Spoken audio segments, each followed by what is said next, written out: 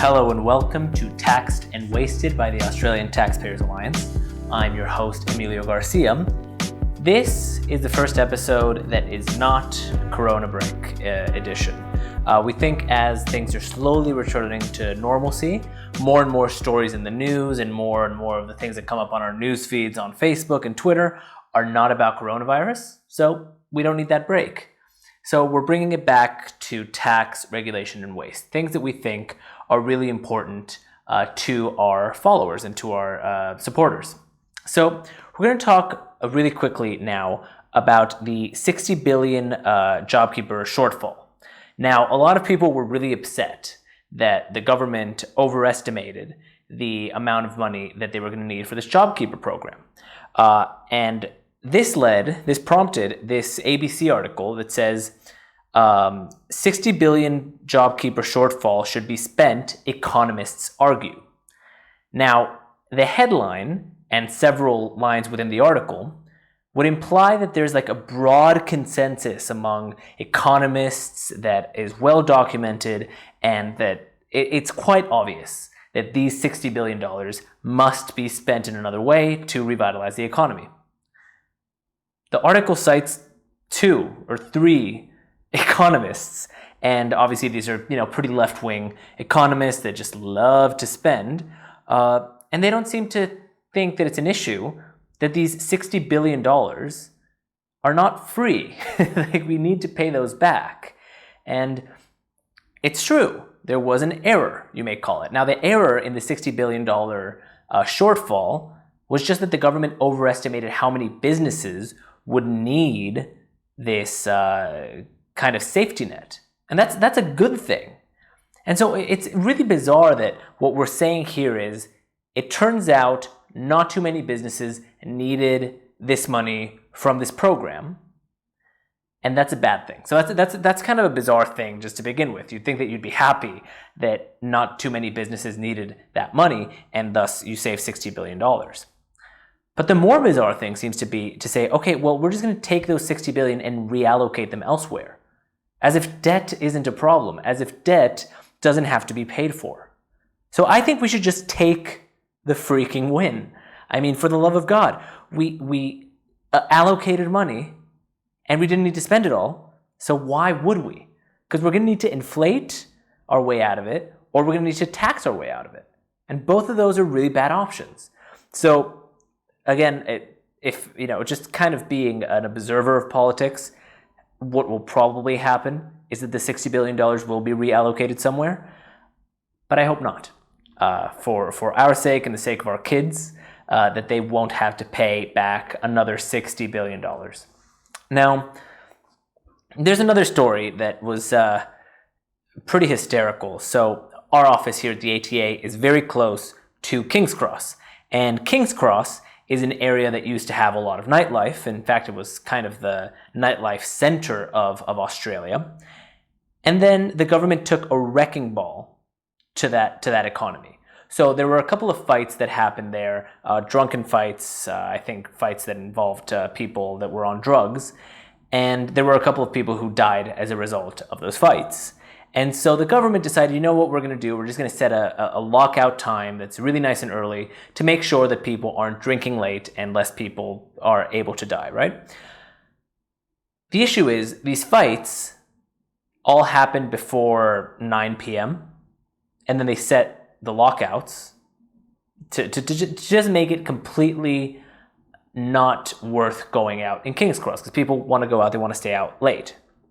Well, the government now of Sydney has decided that they're going to use some of our taxpayer money to revitalize nightlife in King's Cross. This is their big plan. They're really excited about it. It's a $40,000 plan. And when I read this, I didn't know what to be more offended about. The fact that they're using our taxpayer dollars to do this, the fact that they're trying to revitalize an area that they destroyed, or the fact that they're allocating so little, which is a bizarre sentiment, I know, on my part, working for the Australian Taxpayers Alliance. I know that I'm not supposed to want higher spending, and I don't. But $40,000 is nothing.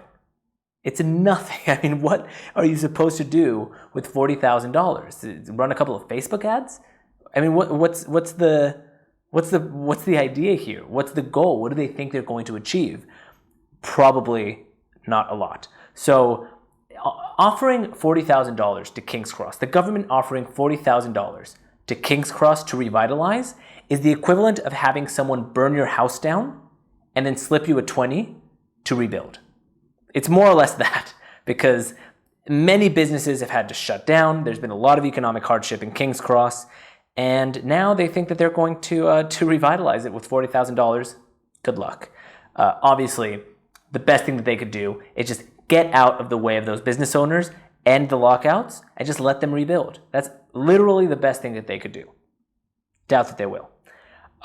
This is an article that I came across on news.com.au, and I thought it was just really just an egregious piece of writing. I won't even call it journalism because I don't know what this is. So the article is called "Homeowners Urged to Sell Now as Vendors Net Prices Well Above Reserves at Sydney Auctions."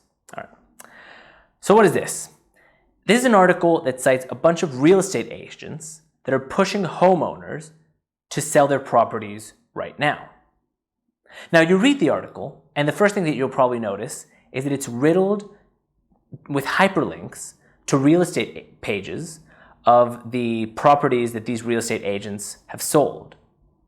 So the real estate agents that are being cited in the article also have a bunch of hyperlinks in this article that lead to the successful sales that they've made. Interesting. What they say is, the article has a quote that says, "Waiting to sell could be, quote, a pricey mistake." But the housing market is terrible right now. How can you say that waiting to sell your home could be a pricey mistake? Clearly, what they're doing here is these real estate agents, whoever managed to get their advertising into news.com.au in the form of journalism, they're trying to take advantage of a bad economy to sell houses to rich people at a discount.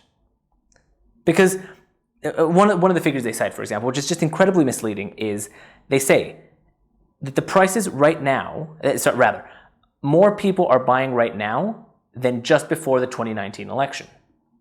Now, that's meant to tell you, well, remember there was relative economic stability back then. Everything was fine. That means that actually it's a really good time to sell. It's not. The reason that people weren't buying in the lead up to the 2019 election is because people thought that Labour was going to win and Shorten promised to end negative gearing, meaning that it was going to be a lot harder for people that weren't wealthy to buy homes. So of course less people were buying. There was people were scared. The market was spooked. And now basically what they're just saying, there's another quote here that says, "There's been a lot more activity this week. So many people are out there looking. I think people are worried that prices are going to shoot up, not down, as restrictions ease. The time to sell is now." Now just think about that statement for a second. A lot of people are out there trying to buy right now because they're afraid that prices are going to go up and not down. Why would this be a reason to sell? What they're saying is that the price of your home is going to go up, and the people who buy homes for a living know it, and so you should sell your property instead of keeping it and selling it later when it's at a higher value. Just a really terrible, egregious, immoral thing to put out. Needless to say, not a good time to sell. If you're thinking of selling your house, don't sell it right now.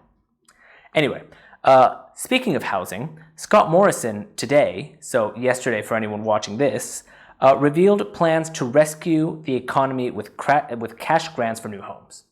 So this is a plan that he unveiled, basically saying tradies and the construction sector generally has been one of the most hard hit by this whole coronavirus epidemic. And so we have a new program that's going to help assist this. Now there's two aspects to this, it seems. The full plan has not been released, so this is what we're gathering simply from the glimpse that we've gotten. But here's what it says. One aspect of it could be expanding the first home buyers scheme. So that's the scheme that basically says that if it's your first time buying a house, you don't have to pay transfer duties. And that's really good. You really shouldn't have to pay transfer duties at all. If I sell you my house, I don't know why I have to pay the government to just make that change in names on their system. It seems pretty ridiculous. But that's actually a really good program. That's actually a really good step to say, if you're buying your second home or your third home, you don't have to pay this transfer duty. Absolutely fantastic, on board. But then the other part of this program that ScoMo hinted at was subsidies for construction projects. And that's terrible. That's just a terrible thing to do. What they're saying, what ScoMo was basically saying is, I want to have some kind of grant system. I want to give money to people who are remodeling homes or building new homes, but I want to make sure that we're not doing what we did last time, where we were rebuilding these halls and these government buildings, and all that money went to big construction firms. So we want people, we want to give this to people who are remodeling in their own home, and ostensibly giving that money to tradies to help them in that building. So that's interesting. One of the things that we're going to do to help the economy along is to subsidize people's remodeling. I mean, I was thinking of remodeling my kitchen. So maybe for me that's a good thing. But this is just absolutely ridiculous. Another just bad use of taxpayer dollars. Not to mention that this can actually artificially put downwards pressure on housing prices. Because if this does spur a lot of building of new homes, well, that's not something that's good for an economy in recovery. You want the housing sector ostensibly to reach its original point. You want the value to go back up. It's a very bad time to put downwards pressure on the market. It'd be good for renters, sure, but I mean, the people who own the houses also need to make money. So just, again, we can only hope that we're wrong. We can only hope that ScoMo worded this really in a very unfortunate way, but it seems like we're going to be giving some taxpayer money to people who want to remodel their homes. So that's good. We're going to finish off the episode with some news on tobacco. And this is something that we have been making the case for a long, long time, which is the case against plain packaging. We said plain packaging is not going to lead to the results that the government says that it will. And of course, surprise, surprise, it turns out that we were right. So what does this article say? So Luis Guiardo Carli University in Rome and Deloitte have basically finished a study that showed not only that plain packaging didn't stop people from smoking in Australia, but in fact, it had a counterproductive effect, and it encouraged people to start smoking. Now, my first thought when I read this, I didn't really understand how plain packaging could encourage people to smoke more. I knew that maybe it could be a step that wouldn't do much. I thought that maybe it could be ineffective, but I didn't really understand how it could be that would encourage people to smoke more. So I rang up Emily Dye, the policy director, and she explained it to me.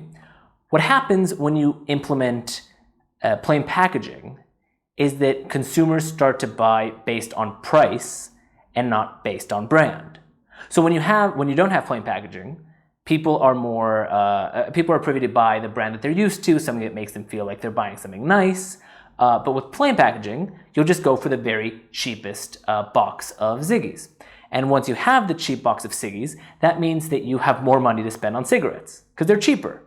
So that actually has led smokers to buy cheaper cigarettes and thus have more money for cigarettes. Not great. Apparently, the only demographic that plain packaging seems to work for, in terms of getting them off of cigarettes or smoking less, is wealthier people. Which, again, the epidemic is not centered around the wealthy. In terms of people who smoke. But on top of that, so we have obviously the plain packaging backfiring and causing more people to smoke. But then we shouldn't forget that on top of that, we also have the excise taxes on tobacco. And those probably have led to an increase of smoking as well, severely so. Because if you can no longer afford to smoke and you're an addicted smoker, then you're going to opt possibly to start buying black market tobacco because it's cheap. Because the reason it's cheap is obvious. The vast amount of the price of a box of cigarettes is tax. So it's going to be really cheap for you to get black market tobacco. And once you have your hands on all of that black market tobacco, you can smoke as much as you want. It's pretty cheap. So obviously, a failed approach to cigarettes and to stopping smoking in Australia by the government. I'm sure we're all completely shocked and in awe of the fact that the government tried something and it failed. I know I am. Regulations and taxes tend to always work, but this one time, the government got it wrong. So I think we're going to leave it there. Thank you very much for joining us for this episode of Taxed and Wasted. Please don't forget to subscribe on YouTube, on iTunes, on Spotify, Stitcher, or wherever you get your podcasts. Also, if you hadn't heard, this is a video podcast now.